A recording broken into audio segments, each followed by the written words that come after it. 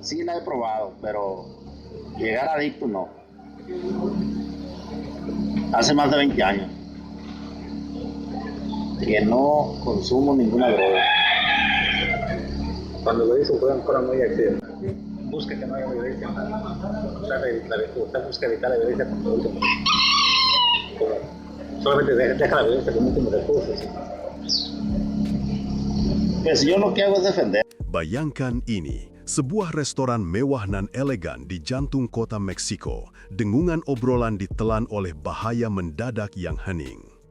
Pada tahun 2016, dua putra remaja gembong narkoba legendaris El Chapo diculik oleh bos saingan, El Encho, yang dulunya adalah penegak hukum tingkat rendah, kini menjadi raja yang ditakuti.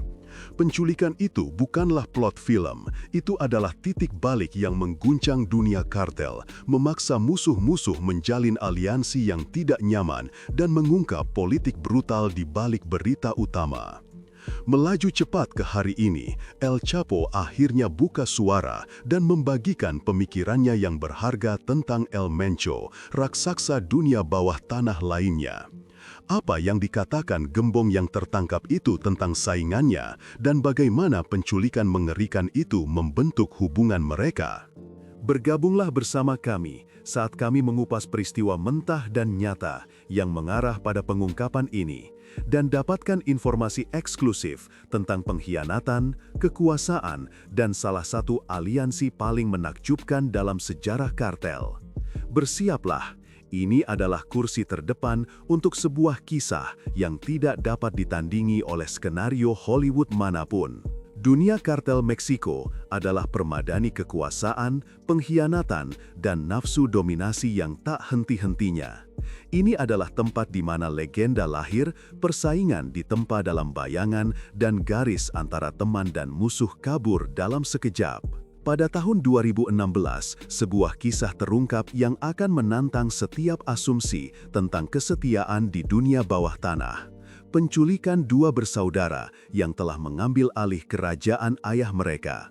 Malam itu, pengalaman bersantap mewah berubah menjadi drama penyanderaan berisiko tinggi, dan akibatnya menulis ulang aliansi dengan cara yang tidak seorang pun bisa bayangkan. Nama pertama yang perlu diingat adalah Eleno Osigua Cervantes, yang dikenal sebagai Eleno. Bangkit dari jajaran kartel milenial, ia membangun reputasi yang kejam sekaligus disiplin. Pada tahun 2010, ia memisahkan diri untuk mendirikan kartel generasi baru Jalisco, CJNG, sebuah kelompok yang akan menjadi terkenal karena taktik militernya, menyergap konvoi polisi, meluncurkan roket ke helikopter, dan menanamkan teror ke hati penegak hukum. Ia, menurut setiap metrik, adalah orang paling berbahaya dalam peta narkoba Meksiko, sebuah gelar yang menjadikannya target utama bagi DEA. Berlawanan dengannya berdiri para Chapitos, dua bersaudara yang tidak hanya mewarisi nama, tetapi juga kerajaan luas yang membentang dari perbatasan Meksiko hingga jalanan Amerika Serikat. Ivan Archival Guzman Salazar, yang lebih tua, menunjukkan gaya seorang pemimpin, sementara saudaranya Jesus Alfredo Guzman Salazar adalah sekutu terdekatnya. Keduanya dikenal karena memamerkan kekayaan dan kesediaan untuk menembaki siapapun yang mengancam posisi mereka. Ketika ayah mereka, El Chapo Guzman yang legendaris, ditangkap dan diekstradisi, kendali jatuh ke tangan kedua pemuda ini. Mereka tumbuh dikelilingi kekerasan dan telah dipersiapkan untuk momen ini. Hidup mereka adalah serangkaian risiko terhitung dan keputusan brutal. Pada awalnya, CJNG El Cuerno adalah sel satelit di bawah payung besar El Chapo, beroperasi di wilayah yang telah lama didominasi kartel Sinaloa. Namun seiring pertumbuhan CJNG, ia bergerak ke utara menuju Sinaloa, sebuah langkah yang menandakan berakhirnya aliansi lama. Kekosongan kekuasaan yang ditinggalkan oleh absennya El Chapo menjadi wadah, mengubah mantan sekutu menjadi musuh.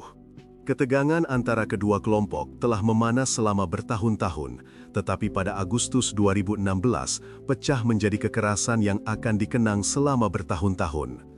Pada malam tanggal 15 Agustus, para bersaudara berada di Puerto Vallarta, sebuah kota resor yang terletak jauh di dalam wilayah CJNG. Mereka memilih untuk bersantap di sebuah restoran mewah yang terkenal dengan dekorasi mewah dan klien berprofil tinggi, sebuah pilihan berani yang tak lama kemudian terbukti menjadi kesalahan. Mereka dikelilingi oleh atribut kekayaan, senjata api berlapis emas, mobil mewah, kehadiran media sosial yang mengubah setiap gerakan menjadi pernyataan. Restoran itu adalah mikrokosmos dunia mereka, lampu gantung berkilauan, saus yang mendidih, dan banyak pria dan wanita, semuanya berpakaian mode terbaru. Namun ketenangan itu menipu. Udara pekat dengan ketegangan yang telah menumpuk selama bertahun-tahun, perasaan nyata bahwa malam itu bisa berubah dari perayaan menjadi bencana dalam sekejap. Ketika para penculik menyerbu masuk, suasana kacau balau. Para bersaudara itu disandra, ditahan di sebuah ruangan tersembunyi dengan dinding yang cukup tebal untuk meredam suara alarm apapun. Di dalam, wajah anak-anak itu hanya diterangi oleh cahaya terang dari satu lampu di atas, sebuah pengingat kejam bahwa kebebasan mereka telah direbut oleh kekuatan yang dulunya adalah teman dan kini menjadi musuh. Penculikan itu bukan tindakan kekerasan acak, itu adalah langkah terhitung, pernyataan politik oleh El Cheno bahwa CJNG siap menantang dominasi kartel Sinaloa.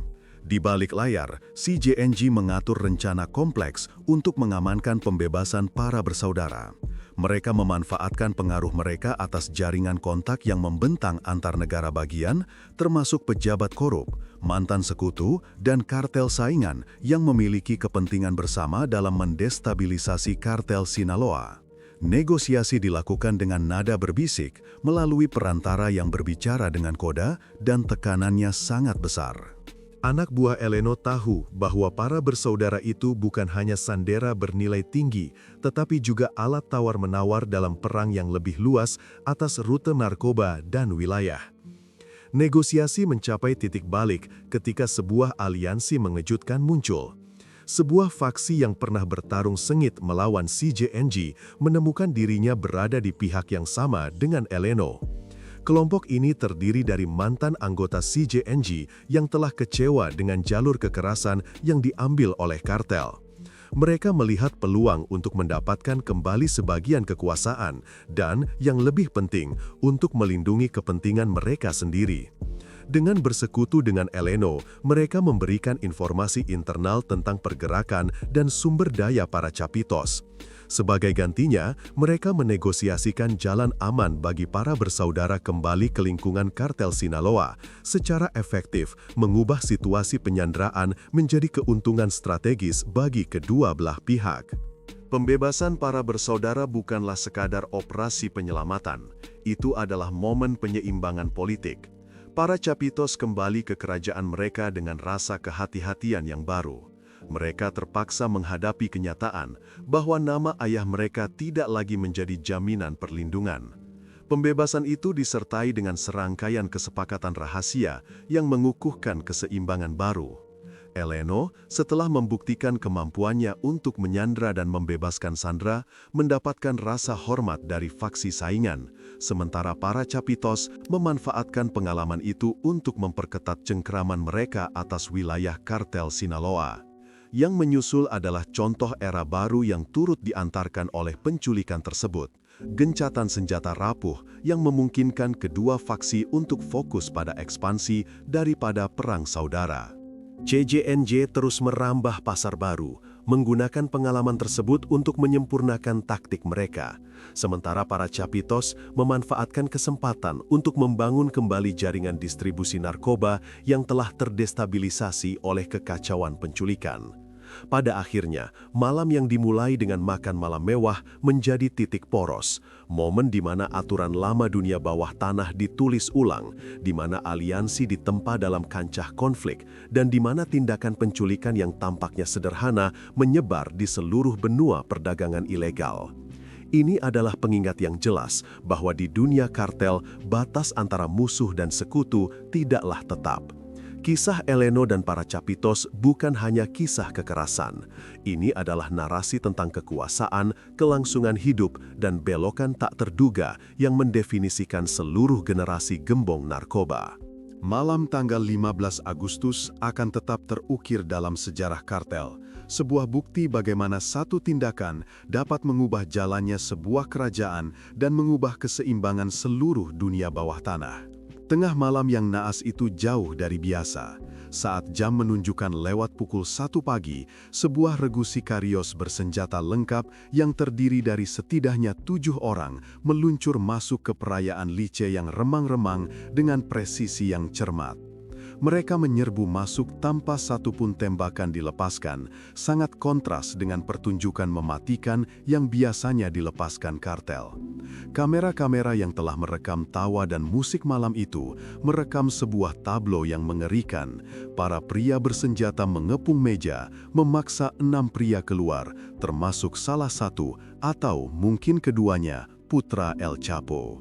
Rekaman itu menunjukkan Yvonne dan Alfredo terikat pergelangan tangannya. Sebuah pistol ditempelkan ke tenggorokan mereka. Seorang pria menendang keras tulang rusuk Yvonne sebelum menjatuhkannya ke lantai. Para wanita di makan malam itu tidak terluka dan ditinggalkan, menyaksikan adegan itu terungkap dengan keheningan yang terpana. Keselamatan mereka menggarisbawahi bahwa penyerbuan itu bukanlah serangan tanpa pandang bulu, melainkan serangan terencana yang ditujukan langsung kepada orang-orang yang mewakili masa depan kartel Sinaloa. Operasi itu membuat pernyataan yang bergema di seluruh perbatasan Jalisco. Jika El Mencho bermaksud untuk melenyapkan para bersaudara secara langsung, tembakan pasti sudah dilepaskan. Tidak adanya tembakan, pengekangan yang ditunjukkan terhadap para pengamat, dan keputusan untuk menangkap para pria hidup-hidup, semuanya menunjuk pada pesan yang lebih besar. CJNG tidak hanya bersedia menghancurkan keluarga kartel Sinaloa, tetapi juga melakukannya dengan unjuk kekuatan dan presisi yang tidak menyisakan ruang untuk salah tafsir. Analis keamanan Meksiko, seperti Gerardo Rodriguez, mencatat bahwa langkah ini adalah taktik psikologis yang diperhitungkan. Tanda yang jelas bahwa CJNG siap untuk menggunakan kekuasaannya, bahwa mereka tidak lagi terintimidasi oleh warisan El Chapo. Berita penculikan itu mengirimkan gelombang kejut ke seluruh Meksiko. Polisi federal dan militer dalam kekacauan membanjiri Jalisco dan negara bagian tetangga, menyisir jalan-jalan dan pos pemeriksaan untuk mencari jejak para bersaudara. Rumor menyebar luas, beberapa berbisik bahwa perang habis-habisan sudah diambang mata. Tetapi kartel, seperti biasa, mahir dalam menjaga negosiasi di balik pintu tertutup. Dalam seminggu, berita bahwa Yvonne dan Alfredo masih hidup dan tidak terluka muncul. Sebuah berita utama yang mengejutkan baik pihak berwenang maupun publik. Di balik layar, negosiasi yang tegang sedang berlangsung. Sebuah pertandingan catur di ruangan-ruangan gelap di mana kekuasaan dan pengaruh ditukar dengan nyawa para Chapitos. Kunci penyelesaiannya adalah Ismael Elmo Zambada, salah satu pemimpin kartel Sinaloa dan sekutu veteran El Chapo. Dengan ayahnya di penjara dan lanskap politik yang bergeser, Zambada melangkah ke peran penting. Ia menjadi perantara pembebasan, memastikan para bersaudara kembali ke pangkuan ayah mereka tanpa terluka. Syarat-syarat perjanjian, meskipun tidak pernah diungkapkan secara publik, kemungkinan melibatkan konsesi yang memperkuat dominasi kartel Sinaloa di wilayah tertentu, penghentian sementara permusuhan, dan mungkin penyerahan sumber daya tertentu kepada CJNG. Hasilnya adalah gencatan senjata yang rapuh yang memungkinkan kedua faksi untuk menghentikan kampanye kekerasan mereka dan kembali fokus pada ekspansi. Tindakan berani El Mencho membuat para Chapitos berhati-hati dan kartel Sinaloa merendah. Penculikan itu telah menunjukkan bahwa pengaruh El Chapo telah memudar. Putra-putranya kini terekspos dan jaringan yang dulunya tak terkalahkan telah menunjukkan retakan. Bagi El Mencho, operasi ini memiliki tujuan ganda. Pertama, itu adalah pernyataan kekuasaan yang berani atas raja saingan yang masih memegang pengaruh simbolis atas perdagangan narkoba. Kedua, Itu memaksa para Capitos untuk menghadapi kerapuhan kerajaan mereka dan memikirkan kembali strategi mereka untuk bertahan hidup dalam landscape di mana aliansi bergeser seperti pasir. Refleksi El Chapo sendiri tentang insiden itu mengungkapkan campuran kemarahan dan kepasrahan. Dalam wawancara baru-baru ini, ia mengakui bahwa penculikan itu telah mengguncangnya sampai ke inti, mengungkap kerentanan keluarganya dan kerajaan yang telah dibangunnya. Ia mengkritik El Mencho atas keberaniannya menargetkan generasi berikutnya, menyebutnya sebagai pengkhianatan terhadap kode-kode lama yang mengatur perilaku kartel. Namun, bahkan saat ia mencela saingannya, ia mengakui perlunya resolusi diplomatik. Ia memuji intervensi Zambada, mengakui bahwa kelangsungan hidup para Capitos bergantung pada keseimbangan kekuatan dan negosiasi yang rumit. Dalam kata-katanya, peristiwa itu telah memaksa kartel Sinaloa untuk mundur, mengevaluasi kembali prioritasnya, dan menerima bahwa dunia kartel telah bergerak melampaui hierarki kaku penjaga lama. Dampak dari malam itu membentuk kembali dinamika kekuasaan dunia bawah tanah. Unjuk kekuatan publik CJNG mengirimkan riak-riak ke kelompok kriminal lain, memperingatkan mereka bahwa tatanan baru bisa sangat menentukan. Sementara itu, kartel Sinaloa, meskipun terguncang, menggunakan insiden itu untuk mengkonsolidasikan kohesi internalnya. Para bersaudara kembali dengan kehati-hatian yang baru, memahami bahwa nama ayah mereka tidak lagi menawarkan perlindungan mutlak. Kedua kartel kini terikat oleh gencatan senjata yang tidak nyaman, mendapati diri mereka lebih fokus pada ekspansi ke pasar baru daripada saling bertarung, sebuah pergeseran yang mendefinisikan kembali lanskap geografis dan ekonomi perdagangan narkoba. Dalam bulan-bulan berikutnya, penculikan itu menjadi studi kasus bagi para akademisi dan penegak hukum. Para analis membedah eksekusi operasi yang tanpa celah, keputusan untuk menghindari tembakan, penargetan selektif, ekstraksi sandera yang cepat, semua ciri khas serangan profesional yang dirancang untuk mengirimkan pesan yang jelas daripada membunuh. Mereka mencatat bahwa ketiadaan kekerasan itu sendiri merupakan pernyataan yang lebih kuat daripada satu peluru. Peristiwa itu menyoroti perubahan sifat perang kartel, di mana dominasi psikologis dapat mengungguli kekuatan tembak belaka. El Mencho, yang kini kokoh sebagai saingan tangguh, terus memanfaatkan rasa hormat baru yang telah diperolehnya. Gaya kepemimpinannya menjadi lebih canggih, berfokus pada serangan terencana yang akan menggoyahkan pesaing tanpa menyulut konflik skala penuh. Kartel Sinaloa belajar dari insiden itu, memperkuat langkah-langkah perlindungannya sendiri, menerapkan protokol yang lebih ketat untuk menangani anggota keluarga dan agen bernilai tinggi di wilayah musuh. Bagi El Chapo, penculikan itu adalah pengingat pahit akan kematiannya sendiri dan ketidakabadian kekuasaan. Dalam wawancaranya, ia berbicara tentang kerapuhan kerajaan yang telah dibangunnya, kemudahan aliansi dapat bergeser, dan keharusan untuk beradaptasi dengan dunia di mana kode-kode lama tidak lagi berkuasa. Ia mendesak mantan sekutunya untuk lebih waspada, untuk menyadari bahwa generasi baru kartel yang diwujudkan oleh tokoh-tokoh seperti El Mencho tidak akan ragu untuk mengambil tindakan berani untuk mengamankan posisi mereka. Malam tanggal 15 Agustus, yang dulunya adalah makan malam mewah, telah menjadi titik balik dalam sejarah kartel. Itu mencontohkan bagaimana satu tindakan, terhitung, berani, dan tanpa kekerasan yang tidak perlu, dapat mengubah keseimbangan kekuasaan di seluruh benua. Ini mengungkapkan garis-garis yang kabur antara musuh dan sekutu, menggarisbawahi bahwa kelangsungan hidup dalam perdagangan narkoba tidak hanya bergantung pada kekuatan, tetapi pada strategi, pandangan jauh ke depan, dan kesediaan untuk bernegosiasi, bahkan ketika taruhannya adalah hidup dan mati. Warisan malam itu terus hidup, sebuah bukti nyata akan sifat dunia bawah tanah yang tidak dapat diprediksi dan dampak abadi dari satu langkah berani. Elmo, komandan berpengalaman yang telah lama membimbing operasi sehari-hari kartel Sinaloa, memiliki pandangan jauh ke depan untuk mencegah api berubah menjadi perang skala penuh dengan CJNG. Pada hari-hari setelah malam para Chapitos diculik, wartawan dari lingkaran pers Sinaloa sendiri mengungkapkan bahwa Elmo menjangkau pihak lain. Wartawan yang diwawancarai untuk surat kabar lokal mengklaim bahwa ia telah bertemu secara rahasia dengan Elmano, saudara yang mengatur penculikan itu, dan mencapai kesepakatan yang akan membawa pulang para putra tanpa pertumpahan darah lebih lanjut.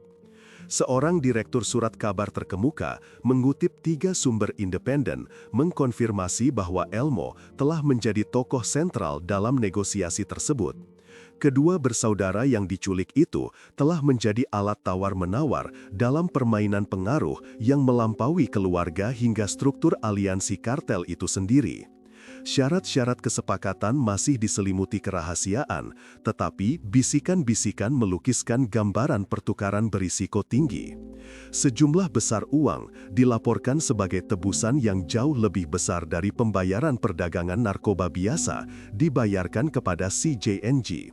Selain itu, kemungkinan ada ketentuan tentang konsesi wilayah dan janji untuk menghentikan permusuhan.